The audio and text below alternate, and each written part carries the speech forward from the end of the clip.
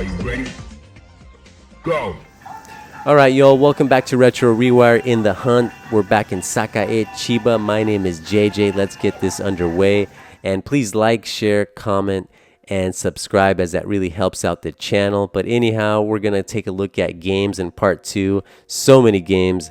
And, well, before we get into that, in case you missed it, in part 1, we took a look at the display case, game consoles, and, of course, lots of Nintendo games, so definitely check that out if you haven't. But anyhow, we're going to start off strong here with PlayStation 4 and PlayStation 3. And I gotta say, you know, definitely a small section, but they had some interesting titles like this Shenmue 1 and 2 collection, which includes a little bit of goodies. Unfortunately, the Japanese release only supports Japanese, but, you know, the North American version is definitely accessible, and that's definitely a worthy option. But anyhow, let's take a closer look at a few of these titles. Definitely feel free to pause, as you know, I'm kind of just don't have enough time to show everything, but I will show this. You know, when it's shiny, it definitely calls attention, and I'm not sure what this is. It's some kind of JRPG, I believe, but kind of an interesting looking cover there. But anyhow, we're gonna make our way down below. And then we have the Rockman X, Mega Man X collection, which is definitely cool. Have that on the Nintendo Switch. And yeah, definitely not a huge selection of PlayStation 4 games, as well as PlayStation 3 games. And kind of interestingly enough, I didn't actually show it, but I did end up picking up Sonic Generations. They had a copy of that, and it was actually the North American release for only about $10. So it was nice to see that. And then we had just saw the Amazing Spider-Man 2 there. And then we have this Okami The Best collection, which includes the soundtrack CD. Now, I'm not sure if their copy actually included the soundtrack, but, you know, if you buy it new, it will include that soundtrack CD, which is always cool to collect, you know, music soundtracks. But as you can see, you know, we have Bayonetta, Valkyria Chronicles, Little Big Planet, Biohazard Revelations 2, which is a freaking awesome game. I had a lot of fun with that one. And of course, Zone of the Enders HD collection. Now, this is another game, unfortunately, that does not have English language options, but Borderlands 2 does, although this is the Asia release of the game, which is kind of interesting to see out in rural Japan. But anyhow, let's make our way into PlayStation 2, which is another great console, and PlayStation 1, which is another legendary console in my opinion. And definitely have a lot of love for both of these, but we'll start with the PlayStation 2. And definitely feel free to pause, because I'm just kind of skimming over it, just because, you know, it's just kind of hard to show everything. But I will show this Shin Megami Tensei Nocturne Plus. Have the HD remaster for the Nintendo Switch, and it's a freaking excellent game. But yeah, a lot of good stuff here. And then of course, PlayStation, we had Armored Core there. Oh man, it's just so much. And you know, unfortunately my Japanese isn't the best, but you know, they do have EX Plus Alpha. That's one game that I definitely want to add to my collection, as well as they had a few 2D games here for the PlayStation, which I do like the 2D offerings on the PlayStation, like Rockman 5, Rockman X3, Rockman Dash, which is actually a 3D game, and of course Tekken, another 3D game, and The Legend of Dragoon for $5.40 roughly. Now the North American release is definitely a lot more expensive. This one is cheap, but no English language options.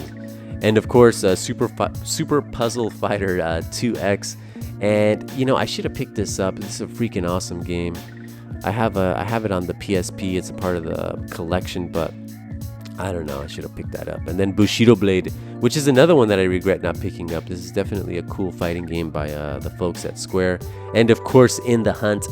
Anytime I see this game, you know I'm going to show it. Freaking awesome shmup. Highly recommended. And Mystic Arc. This is one that I've never actually seen before. And it seems to be a role-playing game with a cool, looking art style and some interesting character choices. But anyhow, we have PlayStation Vita, PSP. Didn't show too much. Definitely feel free to pause if you want to take a closer look at those, but they didn't really have much to show. But they had even less to show of Xbox related consoles, but we're gonna go ahead and take a closer look because I usually tend to overlook these consoles. But Xbox One, that's definitely a system that I've been focusing more lately, and I do want to play that Quantum Break. We have Tomb Raider Underworld, which is not a bad game. I've beaten that way a couple years ago. And then we have Halo Anniversary, freaking classic game for $5.50.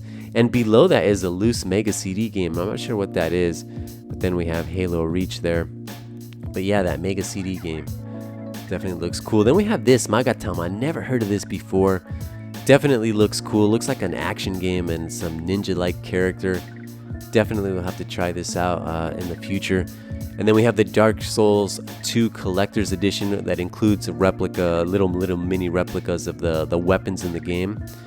Definitely nice to see this, and didn't expect to see the Xbox 360 version out in this store. And then we have the Orange Box Collection. Freaking love this collection, and the Japanese version does support full English language options. Highly recommended. Anyhow, let's take a look at the one Neo Geo CD game they have, the King of Fighters 97, which is a freaking awesome game. I actually have the Sega Saturn port, but the audio doesn't compare to the Neo Geo CD as it has I believe it has a higher sampling rate. But I also have that on the PlayStation Vita, KOF 97. But anyhow, Sonic Jam, look at that Lisa Frank inspired cover. This is a freaking great collection, which includes 4 great games. And then we have Mansion of the Hidden Souls. This did get a North American release, but you know, I don't know. This one doesn't really call my attention, but Daytona USA always does with its awesome freaking corny music. And it's nice to see that this includes the spine card here, about $11. And then we have Fatal Fury 3, Road to the Final Victory. Haven't heard a lot of great things about this game in general, but you know, eventually I will add that to my collection. And then we have Panzer Dragoon, which is a freaking classic game. And this is a game that's actually going up in value slowly here in Japan, but highly recommended. And of course, the King of Fighters 95. Freaking love that cover. And let's make our way to some Dreamcast goodness. We're going to start off strong again with Shenmue 2. And they also had the original Shenmue. Look at that. Freaking awesome. Always great to see Shenmue on the shelf. And then we have Power Stone. Freaking love this game, which I believe I have the North American version. And then we have Spawn in the Demon's Hands. I definitely want to pick this up. I heard a lot of great things about it, but except for the controls. I hear the controls aren't very great, but it's kind of like a Unreal Tournament-like game. And then we have Code Veronica Complete, otherwise Code Veronica X in North America, did get a Dreamcast release. And D2, this is definitely in my top 3 Dreamcast games. Freaking love this game so much. And we're gonna definitely skim over the Dreamcast, give it the respect that it's due. Freaking love this system. Great little system. Anywho, let's take a look at some peripherals. 165 for that guitar, that plastic guitar. I don't know if that's your thing. There it is.